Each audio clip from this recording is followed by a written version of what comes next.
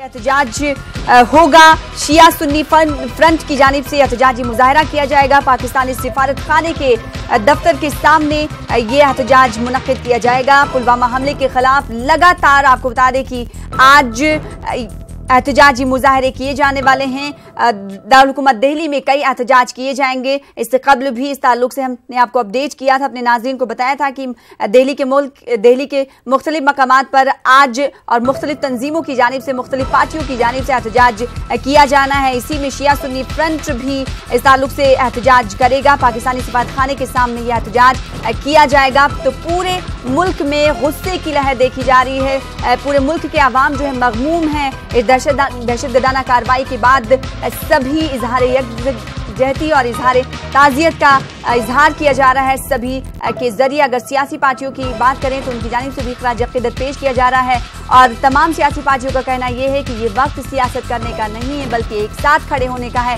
कुछ देर कबल कांग्रेस सदर राहुल गांधी प्रेस कॉन्फ्रेंस से खिताब कर रहे थे। इस मौके पर उन्होंने कहा कि हम मरकजी सरकार के साथ हैं, शाना बशाना है। पूरी अपोजिशन पार्टियां जो है मरकजी सरकार के साथ इस मौके पर हैं और ये वक्त नहीं है कि हम सरकार पर निशाना साधें, उनके फेलियर पर निशाना साधें। सिक्योरिटी एजेंसियों के अंदर कोताही और जो कमियां देखी गई हैं उसको लेकर निशाना बनाएं, बल्कि वक्त ये है कि हमें खामोश होकर सरकार का साथ देना है। और अपोजिशन पार्टियां इस हुकूमत के साथ खड़ी हुई नजर आने वाली हैं आइंदा मुस्तकबिल में, ऐसा कांग्रेस के सदर राहुल गांधी की जानिब से कहा गया। पुलवामा अवंतीपुरा के लेतीपुरा में दहशतगर्दाना हमला कल 3:15 बजे के करीब किया गया था। 38 से कहा जा रहा है कि 70 गाड़ियां थीं और साथ ही साथ 2500 सीआरपीएफ के जवान थे जिनकी कॉन्वॉय को निशाना बनाया गया।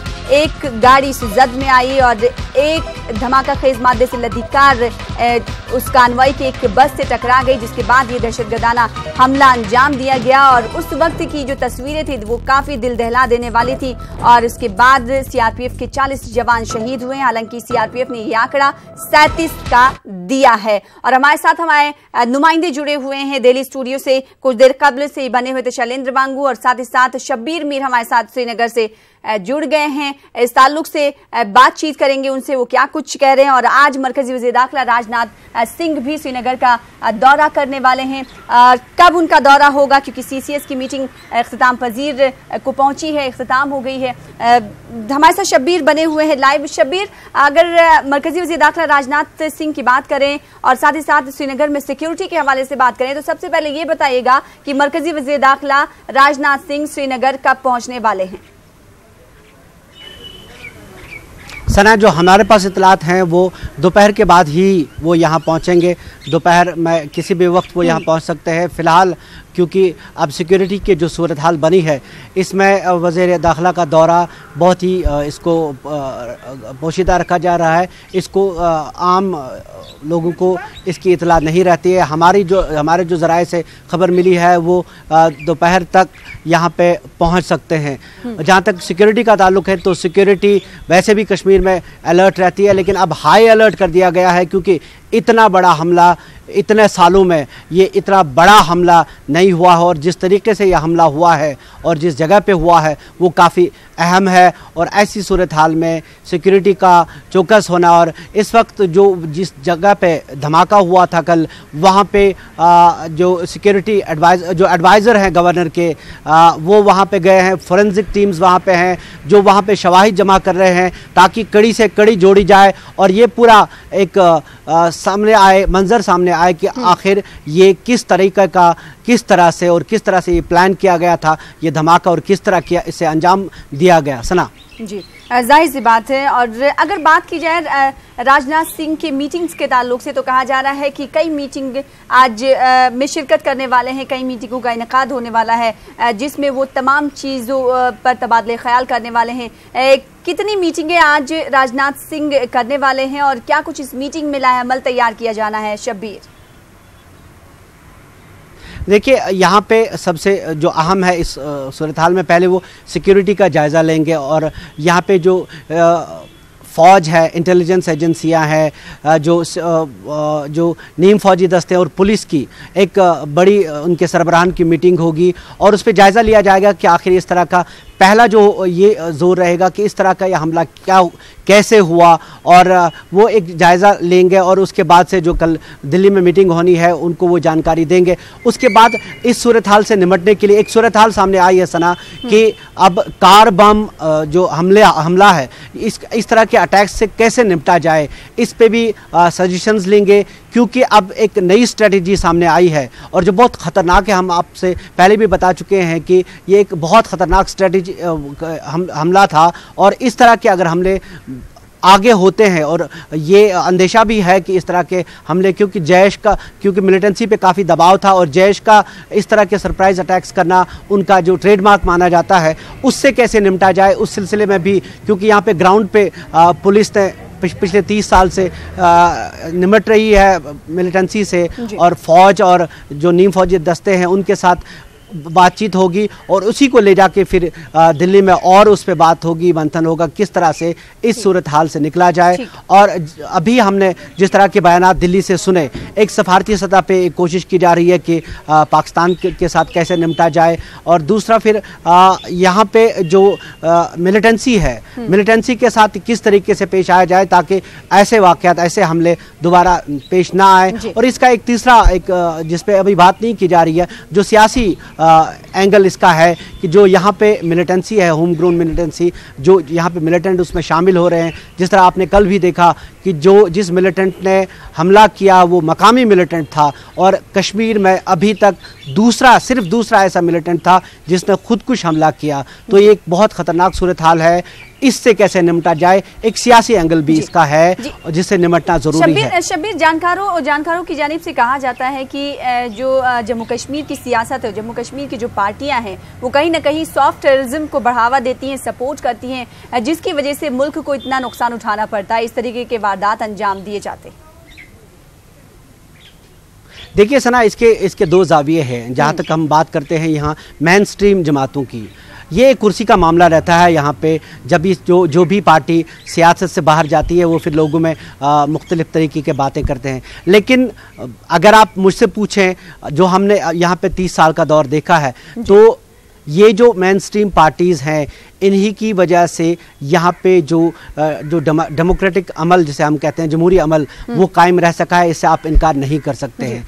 और जहाँ तक बयानात का ताल्लुक है, कल जो भी यहाँ पे मेन स्ट्रीम जमातें आई, उनकी तरफ से सख्त मजम्मत इस धमाके की हुई, जो चाहे नेशनल कॉन्फ्रेंस हो, चाहे बाकी तंजीमें हैं। हाँ, ये ज़रूर है कि जब भी ये सियासत से बाहर जाते, जब भी ये कुर्सी इनसे छिन जाती है, तो ये फिर कुछ बयानात ऐसे देते हैं जो जिसका जिक्र आपने किया सना। जी शब्बीर, जिस तरीके से अगर शहीद जवानों की जज्द खाकी के ताल्लुक से आपसे सवाल करें, तो जम्मू से गवर्नर सत्यपाल मलिक रवाना हो चुके थे कुछ देर कबल ही, 10 बजे तकरीबन।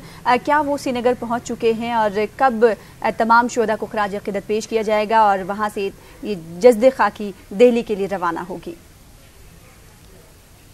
सीआरपीएफ के आला अफसरान से हमारी बात हो चुकी थी, लेकिन अभी तक ये पूरा तय नहीं है कि ये किस वक्त पे होगा। लेकिन इतना ज़रूर है कि हमें जो इतला मिली हमारे नुमाइंदे से, जो अभी हुमामा में है, जहाँ पे सेंटर है सीआरपीएफ का, जहाँ पे ये कहा जा रहा है कि वहाँ पे इनको श्रद्धांजलि दी जाएगी। वहाँ पे कुछ तैयारियाँ चल रही है, लेकिन हतमी तौर पर इस पर अभी कुछ नहीं कह सकते। ठीक है। जिस तरीके से हमने देखा कि, और आप भी लगातार कवर करते रहे शब्बीर मीर, बर्फबारी में हमने देखा है कि इस तरह के जो हमले हैं उसमें कमी आती है, लेकिन ये हमला बर्फबारी के वक्त ही किया गया। आखिर इन तमाम चीज़ों को किस तरीके से देखा जा रहा है? यानी अब हमले कभी भी पाकिस्तान में हो सकते हैं, पिछले माजी को अगर हम देखें तो। सना, मौसम का जहाँ तक ताल्लुक है, अगर आप देखें पिछले एक महीने में अपर हैंड सिक्योरिटी अमले का रहा यहाँ पे, क्योंकि कई सारे कमांडर मारे गए थे और तकरीबन हर रोज़ यहाँ पे ऑपरेशंस होते थे जिनमें मिलिटेंट मारे जा रहे थे। तो ऐसा लग रहा था कि काफ़ी मुश्किल थी मिलिटेंटों के लिए, और उनको, क्योंकि इस आज के इन सर्दी के अयाम में जंगलों में या किसी और जगह पे रहना मुश्किल हो जाता है, तो अक्सर बस्तियों का रुख होता था मिलिटेंटों का, और इंटेलिजेंस काफ़ी बढ़ गई थी सिक्योरिटी अमले की, उसकी वजह से काफ़ी कमांडर मारे गए थे। लेकिन जैश ने जिस तरह का ये हमला किया, उससे उन्होंने ये एक बार एक मैसेज भेजने की कोशिश की है कि वो किसी तरह का भी हमला करने की काबिलियत रखते हैं। तो ये एक तशवीश की बात सिक्योरिटी एजेंसियों के लिए होगी। और मिलिटेंसी में आपको बताऊं सना, मिलिटेंसी में ऐसे कई दौर आए जब लगा कि मिलिटेंसी काफ़ी कम हो गई, लेकिन फिर उभर के आई। फिर एक दौर ऐसा चला था कि जब यहाँ पे सिर्फ फॉरेनर्स ही होते थे और सिर्फ कुछ चंद ही मकामी मिलिटेंट रह गए थे। लेकिन अब वो दौर है कि जब ज़्यादा यहाँ पे लोकल मिलिटेंट्स हैं और वो शामिल हो रहे हैं मिलिटेंट सफ़ों में, चाहे कम चाहे ज़्यादा, लेकिन शामिल हो रहे हैं ख़ास तौर पे जनूबी कश्मीर में। तो अब ये सूरत हाल इसका दूसरा मोड़ आ गया है। और कल जो हमने देखा कि एक लोकल मिलिटेंट का इस तरह खुदकुश हमला करना, ये बहुत ही एक तशवीशनाक अमल है। जैसा कि मैंने आपको कहा कि जब हम जी सना,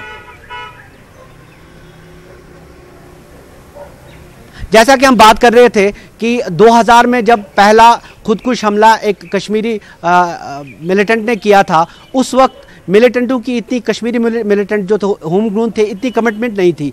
आज वो दौर है जब एक नौजवान बंदूक छीन के मिलिटेंट सफ़ों में शामिल होता है। तो इस दौर में अगर ये कार बम्स का या सुसाइड मिशंस का दौर चलता है तो ये बहुत ही मुश्किल होगा। जाहिर सी बात है, काफ़ी तशवीशनाक अमल है और इस जानिब सोचने की ज़रूरत है सियासी पार्टियों को और साथ ही साथ सिक्योरिटी एजेंसियों को कि इस ताल्लुक से क्या कुछ किया जा सकता है। और हमारे साथ इस वक्त हुमामा से जुड़ चुके समीउल्लाह हमारे नुमाइंदे। शब्बीर मीर, आप हमारे साथ बने रहिए, हुमामा का रुख करेंगे। हमारे साथ समीउल्लाह बने हुए CRPF के हेडक्वार्टर से, जहाँ पर तमाम जज्द खाकी को रखा जा रहा है और यहीं पर खराज अक़ीदत तमाम जज्द खाकी को पेश किया जाना है। समीउल्लाह, आप हुमामा में मौजूद हैं, CRPF के हेडक्वार्टर में। क्या तमाम जज्द खाकी शोहदा की जो पहुंच चुकी हैं और यहाँ पर खराज अक़ीदत कब पेश किया जाना है? और अगर गवर्नर की बात करेंगे, आला ओहदेदारों की बात करेंगे, तो क्या उन तमाम लोगों का आगमन हो चुका है? समीउल्लाह, समी, आपको आवाज हमारी मिल पा रही होगी तो हमारे सवाल का जवाब दीजिएगा। जी बिल्कुल सना। जी, आपने हमारा सवाल सुना तो हमारा जवाब दीजिए, वरना सवाल हम दोबारा दोहराएं। जी सना, बिल्कुल आप अपना सवाल दोबारा दोहराइए। समी, जिस तरीके से हुमामा में आप मौजूद हैं, कुछ देर कबल हम शब्बीर से बात कर रहे थे, CRPF के हेडक्वार्टर पर खराज अक़ीदत पेश किया जाना है तमाम शहीद जवानों को। उनकी जज्द खाकी के ताल्लुक से आपसे सवाल करें तो क्या सभी शहीद जवानों की जज्द खाकी हुमामा लाई जा चुकी है अब तक? और अगर गवर्नर की बात करें और या आला ओहदेदारों की बात करें तो कौन कौन से आला ओहदेदार इस वक्त हुमामा में मौजूद हैं? जी सना, बिल्कुल कई सारे जवान जो इस बड़े हमले में शहीद हुए हैं, उनके जज्द खाकी को, कुछ जवानों की जज्द खाकी को अभी हुमामा पहुंचाया गया है। और जो मैं आपको बता दूं कि जो DG CRPF है वो वहां पे खुद मौजूद है इस वक्त, और जो बाकी अफसरान है या गवर्नर है वो अभी होम मिनिस्टर के इंतजार में एयरपोर्ट पे उनका इंतजार कर रहे हैं। और कुछ ही देर में अब जो है होम मिनिस्टर भी यहाँ पहुंचेंगे CRPF के हेडक्वार्टर पे, और वहाँ पे जो है उन जवानों को खराज अक़ीदत पेश किया जाएगा। और साथ ही साथ जो है सिक्योरिटी सिचुएशन को भी रिव्यू किया जाएगा। आखिरकार ये अटैक मिलिटेंटों ने जो ये बड़े अटैक को अंजाम दिया, वो कैसे इस अटैक को अंजाम देने में कामयाब हुए, क्योंकि इसमें बड़े एक्सप्लोजिव का जो है बड़े बारूद और मवाद का जो इस्तेमाल किया गया है। ये मिलिटेंट की तरफ एक नई ट्रेंड है और ये ट्रेंड जो है कारगर साबित हुए, क्योंकि CRPF को इस हमले में बड़ा नुकसान उठाना पड़ा। और जो है अभी श्रीनगर में जो है, अगर हम एयरपोर्ट के आसपास की बात करें तो सिक्योरिटी को बढ़ा दिया गया है और सिक्योरिटी को हाई अलर्ट पे कर दिया गया है। चप्पे पे जो है सिक्योरिटी को तैनात किया गया है। सिक्योरिटी फोर्सेस ने जो है काफी सारे नाके एस्टेब्लिश किए गए हैं। आम लोगों के शिनाख्ती कार्ड चेक किए जा रहे हैं, गाड़ियों की तलाशी ली जा रही है। तो यहाँ पे जो है रेड अलर्ट जैसा माहौल अभी देखने को मिल रहा है। जी सना, तो हुमामा में रेड अलर्ट जारी किया गया। हमारे नुमाइंदे समीउल्लाह के जरिए बताया जा रहा है कि हुमामा में चप्पे चप्पे पर नजर रखी जा रही है। और साथ ही साथ शब्बीर जो हमारे साथ बने हुए हैं श्रीनगर से, उन्होंने भी कहा कि सिक्योरिटी के सख्त इंतजाम किए गए हैं, क्योंकि जो दहशतगर्दाना हमला अमल में लाया गया, जो दहशतगर्दाना कार्रवाई अमल में लाई गई है, वो सिक्योरिटी लैब्स की वजह से ही लाई गई। बेहद शुक्रिया समीउल्लाह हमारे साथ जुड़ने के लिए और बातचीत करने के लिए। और शब्बीर, आप हमारे साथ बने रहे। इस वक्त रुख करेंगे देहरादून का। हमारे साथ हमारे नुमाइंदे दीपांकर जुड़ चुके हैं। जिस तरीके से मुल्क के मुख्तलिफ रियासतों से ताल्लुक रख रहे हैं शोहदा जिन्हें खराज अकीदत पेश किया जाता है। और देहरादून के लाल ने भी अपनी जान गंवाई है। हमारे साथ दीपांकर मौजूद हैं। दीपांकर, क्या कुछ देहरादून में महसूस किया जा रहा है? जाहिर सी बात है शहीद जवानों को खराज अकीदत पेश किया जा रहा है, श्रद्धांजलि दी जा रही है। आप देहरादून में मौजूद हैं, क्या कुछ देहरादून के आवाम का कहना है और यहाँ के कितने लाल जो है शहीद हुए हैं, बताइएगा। सना, यहाँ पर 2 जवान उत्तराखंड के शहीद हुए। एक उत्तरकाशी के परिवार रहने वाला है, वो लड़का वहाँ से, और दूसरा परिवार खटीमा का है, वहाँ पर भी एक जवान शहीद हुआ है। यहाँ पर उत्तराखंड विधानसभा का आज बजट सत्र था जिसमें बजट रखा जाना था, लेकिन उसे टाल दिया गया है और साथ ही श्रद्धांजलि दी गई विधानसभा में भी शहीदों को। और अब 18 तारीख को यहाँ बजट पेश होगा। वहीं कैंडल मार्च निकालेगी कांग्रेस, जो यहाँ पर शाम 5:30 बजे। और इसी तरीके से और भी जो सामाजिक संगठन यहाँ पर है वो सभी श्रद्धांजलि दे रहे हैं। लोग दुखी हैं और लोगों का ये कहना है कि एक करारा जवाब इस समय भारत की सरकार को इस हमले के बाद देना चाहिए। सना जी, जाहिर सी बात है, कई सवाल आपसे और करेंगे। हमारे साथ हमारे नुमाइंदे शब्बीर मीर श्रीनगर से जुड़े हुए हैं। शब्बीर, हमने देखा जिस तरीके से अगर HM की बात कर ले, लश्कर तैयबा की बात कर ले, तो साउथ कश्मीर में इनका जो टेरर अटैक का मंसूबा जो रहा है वो सरगर्म रहा है, सरगर्मी के ताल्लुक की तरह उन्होंने यहाँ पे काम किया। लेकिन जैश ए मोहम्मद ने इतनी बड़ी कार्रवाई हालिया अरसे में पहली बार उनकी जानिब से फिदायीन हमला देखा जा रहा है। ये किस ट्रेंड की तरफ ये तमाम चीजें जा रही हैं? सना, जो जैश का ट्रेडमार्क रहा है, उनका ट्रेडमार्क यही रहा है कि वो सरप्राइजिंग अटैक्स करते हैं, बहुत बड़े अटैक प्लान करते हैं। शब्बीर, इस वक्त रुकना चाहेंगे, मरकजी वजीर अरुण जेटली क्या कुछ कह रहे हैं, सुन लेते हैं। देने के लिए विदेश मंत्रालय जितने भी कूटनीतिक डिप्लोमेटिक एफर्ट्स हो सकते हैं वो करेगा और उसकी जानकारी देश के सामने रखेगा। उद्देश्य ये होगा कि अंतर्राष्ट्रीय स्तर पर पाकिस्तान को आइसोलेट, अलग थलग एक बार फिर से किया जाए। जो मोस्ट फेवर्ड नेशन ट्रेड के संबंध में होता है, जो पाकिस्तान को भी मिला हुआ है, अन्य देशों को भी हमने दिया हुआ है, पाकिस्तान को दिया हुआ वो दर्जा रद्द कर दिया गया है। इसके संबंध में जो सूचना है वो वाणिज्य मंत्रालय इसकी जारी करेगा। 1986 से एक comprehensive convention on international terrorism है जो भारत ने जिसमें इनिशिएट किया था और वो यूनाइटेड नेशंस में पेंडिंग है। और उसके संबंध में भारत प्रयास करेगा अंतर्राष्ट्रीय समुदाय के साथ चर्चा करके कि उसको तुरंत पारित किया जाए। हमारी सुरक्षा एजेंसीज ये पूरा प्रयास करेंगी कि सिक्योरिटी सिचुएशन डिस्टर्ब ना की जाए और इस तरह की कोई घटना ना हो और जमीन के ऊपर देश भर में, विशेष रूप से कश्मीर घाटी में, शांति और अमन कायम रहे। और जिन लोगों ने इस घटना को अंजाम दिया है और जिन्होंने उसको समर्थित किया है, उनको अधिक से अधिक इसकी कीमत अदा करनी पड़े। माननीय गृहमंत्री जी आज जम्मू कश्मीर जा रहे हैं, वहां पर स्थिति का आकलन लेंगे, शाम को लौटेंगे और शीघ्र ही संभवतः कल सर्वदलीय एक बैठक होगी जिसमें सभी राजनीतिक दलों के नेताओं को जानकारी भी देंगे, उनके सुझाव भी इस संबंध में लिए जाएंगे। मरकजी वजीर अरुण जेटली मीडिया नुमाइंदे से मुखातिब थे। उन्होंने कहा कि आज मरकजी वजीर दाखिला की जानिब से दौरा किया जा रहा है श्रीनगर का और उसके बाद वहां पर वो कई मीटिंग्स में शिरकत करेंगे और उसके बाद वो दिल्ली वापस आएंगे और उसके बाद ऑल पार्टी मीटिंग का इनेकाद किया जाएगा और उसके बाद क्या कुछ फैसले लेने हैं उस पर नजरसानी की जाएगी। हमारे साथ शब्बीर मीर जुड़े हुए हैं। शब्बीर, जैश ए मोहम्मद के ट्रेंड के ताल्लुक से आप क्या कुछ इज़हार ख्याल कर रहे थे? सना, मैं आपको यही बता रहा था कि जैश का जो ट्रेडमार्क रहा है वो इसी तरह के सरप्राइजिंग अटैक्स होते हैं और बड़े बड़े अटैक्स करते हैं। उनका कॉर्डर जो है कमिटेड रहता है और ज़्यादातर जो हमने मिलिटेंसी के जो पीक टाइम था उसमें हमने देखा कि उनका जो ज़्यादातर कॉर्डर रहता था वो फॉरेनर्स रहते थे, पाकिस्तानी रहते थे। लेकिन अब की बार उन्होंने जिस तरह एक कश्मीरी मिलिटेंट ने ये उसको सुसाइड अटैक के लिए लगाया और उसने वो ये खुदकुश हमला किया, ये एक ट्रेंड जिसकी बात कर रहे थे, ये एक ख़तरनाक ट्रेंड है। वैसे तो LET और हिजबुल मुजाहिदीन भी उनके भी अटैक्स कई हुए हैं। इस नेशनल हाईवे पे हमने कई अटैक्स देखे हैं। अगर आपको याद हो कि पिछले साल ही 2018 में ही CRPF कैंप पे वहाँ पे अटैक हुआ था, वो भी एक तरीके का खुदकुश अटैक ही था, लथपोरा में जो हुआ था इसी इलाके में। लेकिन ये जो हमला था ये जो इसकी इंटेंसिटी और जो नुकसान हुआ उसके एतबार से ये बहुत बड़ा हमला था। और जो एग्जीक्यूशन इसकी थी वो इस तरीके से की गई थी, जैश का जो पूरा जो नेटवर्क था उसको इस तरीके से उन्होंने यूज़ किया कि इतना बड़ा हमला करना। और जाहिर सी बात है कि ये एक जो हमलावर था ये अकेला नहीं रहा। देहरादून से बने हुए हैं। उत्तराखंड में उत्तराखंड के 2 जवान शहीद हुए, उन्होंने शहादत पाई है। दीपांकर, थोड़ा तफसील से बताइएगा कि उत्तराखंड में जो 2 जवान शहीद हुए हैं दहशतगर्दाना हमले में, उनका ताल्लुक उत्तराखंड के किस किस शहर से है?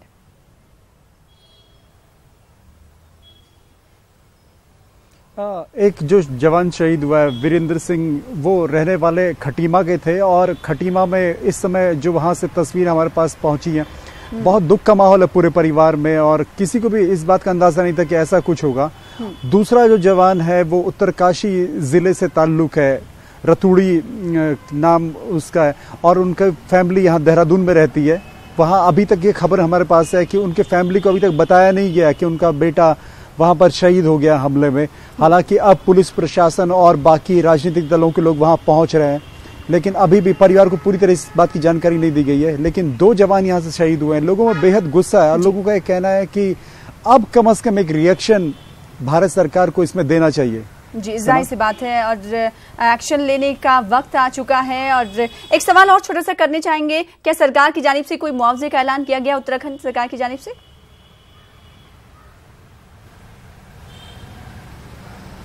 अभी नहीं, अभी विधानसभा का सत्र चल रहा है। विधानसभा में श्रद्धांजलि दी मुख्यमंत्री त्रिवेंद्र सिंह रावत ने और नेता विपक्ष ने, सभी विधायकों ने, लेकिन अभी किसी मुआवजे का ऐलान यहाँ पर नहीं हुआ है। सना, ठीक है, बेहद शुक्रिया दीपांकर हमारे साथ जुड़ने के लिए और तफसील से अपडेट फराहम करने